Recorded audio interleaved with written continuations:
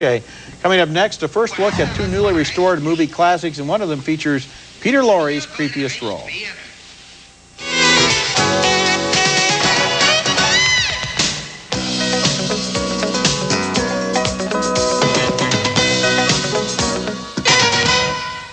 Arrived in theaters around the country and will soon be on video. One of them, Fritz Lang's 1931 thriller named M, has probably not looked this good within the living memory of most people.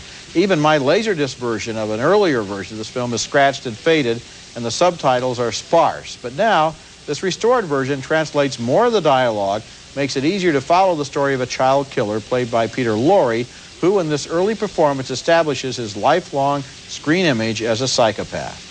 Onkel! Was denn? Du hast dich ja ganz weiß gemacht. Wo denn?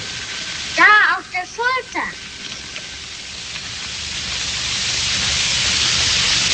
And look at this amazing shot of the faces of the city's criminals who have captured the killer and now sit in judgment on him. Du hast da was von Recht gesprochen. Wir sollen Recht werden. Hier sitzen lauter Sachverständige in Rechtsfragen.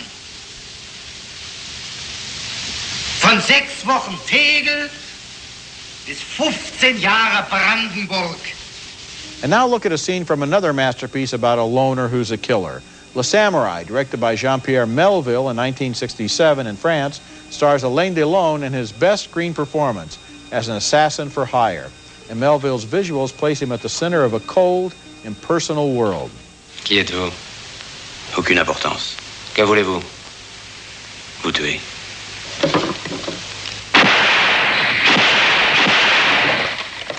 Here's a famous sequence often imitated from Le Samouraï as the killer evades police in a cat-and-mouse chase on the French subway.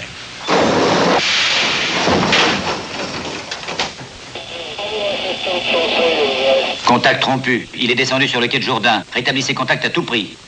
Looking at movies like these, you can see the roots of so many later films, and you can see greatness.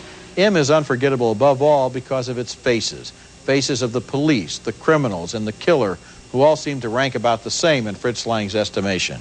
And Le Samouraï is a fascinating study of the existential hero, a man who has no reason to live or die and exists only to be consistent with his code. Both films are playing in revival houses. They'll both soon be available on video. And we're talking about greatness, and you've nailed exactly why.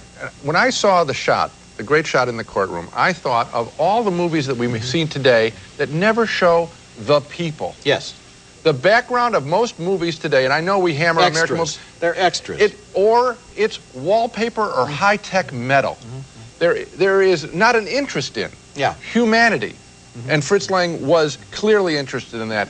The human, now we jump ahead to Melville, the human condition, the existential man. This is one of the most influential films in film history, whether people working today know it or not. Because it's influenced them through all of the imitations. Exactly right. And this man, who was so quiet and so ungiving of himself and of his secrets and of his thoughts, forces us to think about him, to try to read his mind, and that's a fascinating process. And that's because here's another thing that's missing in movies today, the quiet. I'm talking about the visual quiet. The opening sequence in The Samouraï is one of the great sequences in the movies because you come up to the screen because no one's throwing fast edits on you or explosions. It's amazing. You look at the movie for about 3 minutes before you realize there's a person in the shot. Yes. And when he takes a drag of his cigarette and you think there's a man on that bed, it's as great a moment as any explosion or car crash. Greater. Of course. Because think of what happened visually, and I hope the directors out in Hollywood will listen and will watch the picture, obviously, more than listen to us,